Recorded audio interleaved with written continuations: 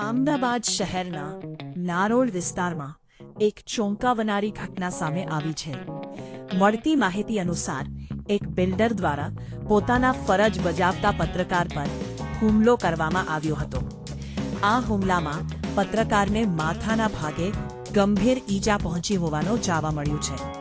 ઘટનાને પગલે પીડિત પત્રકારે નારોલ પોલીસ સ્ટેશન ખાતે ફરિયાદ નોંધાવી છે અને પોલીસે મામલો દાખલ કરીને તપાસ હાથ ધરી છે। આ સમગ્ર મામલે પત્રકારોમાં ભારે રોષ ફેલાયું છે।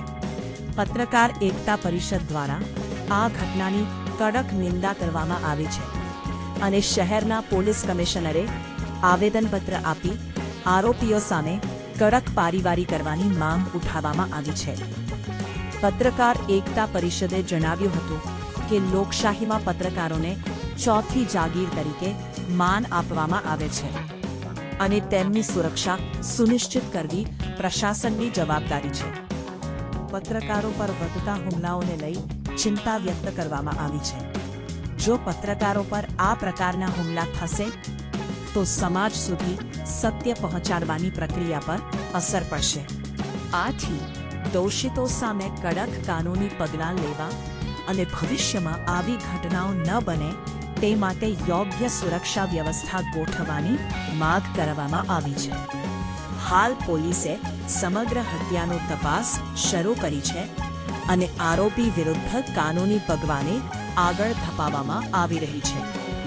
હવે જોવાનું રહ્યું છે પીડિત પત્રકારને ક્યારે ન્યાય મળે છે અને આ પ્રકારની ઘટનાઓ સામે કઈ રીતે કડક સંદેશ આપવામાં આવે છે। આ અંગે વધુ અપડેટ માટે જોડાયેલા રહો। રોલ રોલ જી બિલાલભાઈ, કાલે એક વિડિયો વાયરલ થયો છે, તેમાં કોઈ આપને મારી રહ્યો છે તેવી ઘટના છે। શું છે સમગ્ર ઘટના તે વિશે માહિતી આપો। મારું નામ બિલાલભાઈ વર છે, પોલીસ ફાઇલ સાપ્તાહિકનું તંત્રી છું।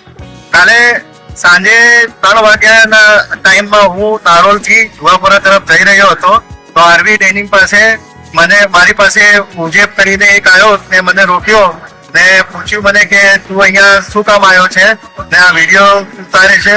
તો મેં એને કીધું કે ભાઈ હું વિડીયો ઉતારતો નથી ને પછી હું રોકાઈ ગયો। સામે ઉસ્માનભાઈ હતા તો એને ઉસ્માનભાઈને બોલાવ્યું અને ઉસ્માનભાઈ જોડેથી મને ધમકીઓ અપાઈ અને વિડીયો મારો વાયરલ કર્યો કે આ તું અહીંયા આવીને મારા ન્યૂઝ ચલાવે છે અને મારા વિરોધમાં તું ન્યૂઝ ચલાવે છે આવું કીધું મને।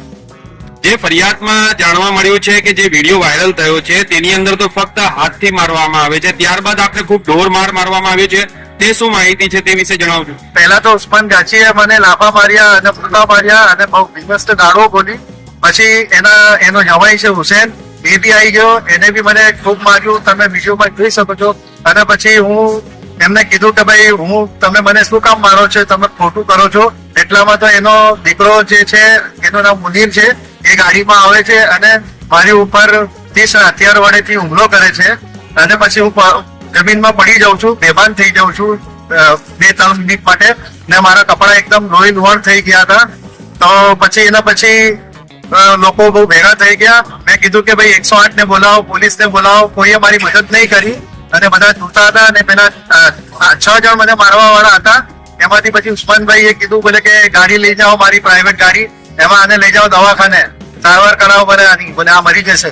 તમારા મરજીના વિરુદ્ધ ગાડીમાં નાખીને લઈ ગયા એ લોકો? મને બળજબરીથી ગાડીમાં બેસાડી દીધું, ગાડીના લોક કરી દીધો અને હું બહાર બૂમો બી ના પાડી શકું એવી રીતના, ને મારો મોબાઈલ બી લઈ લીધો હતો એમણે અને મારી ગાડી પણ લઈ લીધી હતી। હું કોને ફોન કરું, કોને બહુ મારી આપતી હતી અને મને બળજબરીથી લઈ ગયા દવાખાને।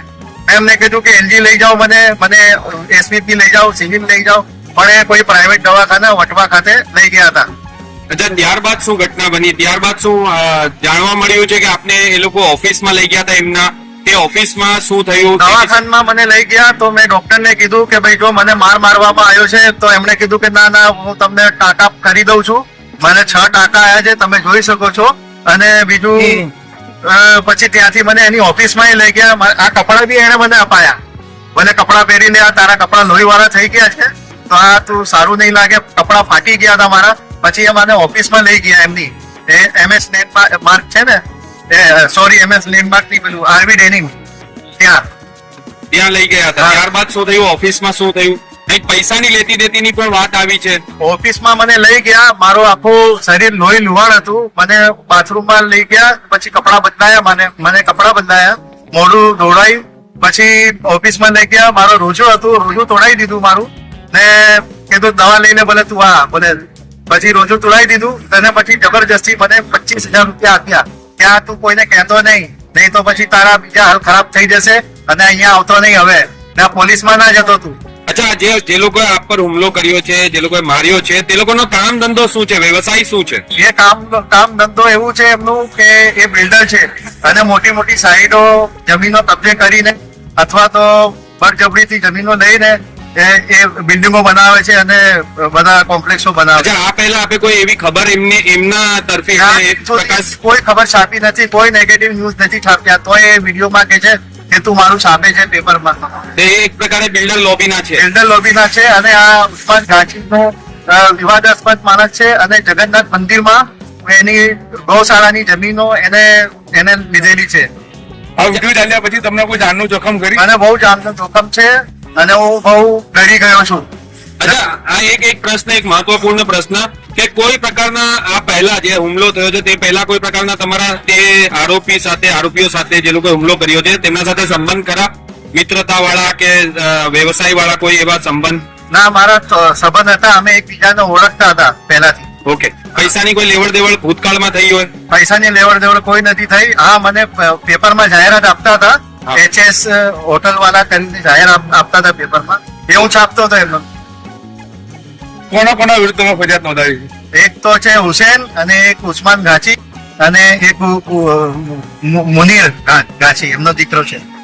શું માંગ છે તમારી પોલીસ ડિપાર્ટમેન્ટથી? મને તો એ માંગ છે કે કોઈ પણ પત્રકાર ઉપર આવી રીતના કોઈ હુમલો કરે એ તો નહીં ચલાવી લેવાય.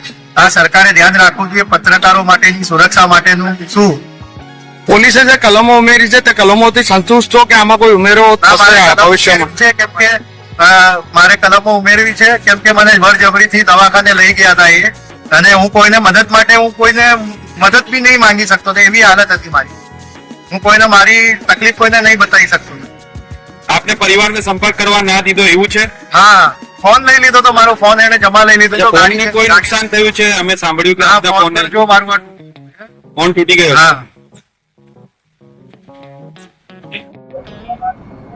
ગઈકાલે અમદાવાદ શહેરમાં પત્રકાર પર કેટલાક અસામાજિક તત્વોએ હુમલો કર્યો હતો.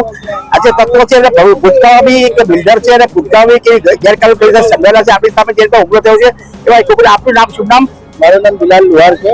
નથી આ વાકી મેટર શું હતી, આપણે કેમને હુમલો કરવામાં આવ્યો? અચાનક જ મારી ઉપર હુમલો કરવામાં આવ્યો. હું નારોલ થી મારા જોવાપરા જતો હતો તો રસ્તામાં વચ્ચે HS હોટલ વાળાનું લેન્ડમાર્ક છે, ત્યાં બાજુ આરવી ડેનિમ પાસે ઉજેબ કરીને માણસ આવ્યો અને મને રોકી દીધો અને એને કીધું કે તું અમારે ત્યાં ફોટા કેમ પાડે છે? મેં કીધું ભાઈ મેં ફોટા ક્યાં પાડું છું, તું મારો મોબાઈલ લઈ લે, જોઈ લે. ને પછી ઉસ્માનભાઈ આવ્યા અને ઉસ્માનભાઈ આવીને મારી ઉપર હાથ ચાલાકી કરી અને ગાળો બોલી અને વિડીયો વાયરલ કરી મારી.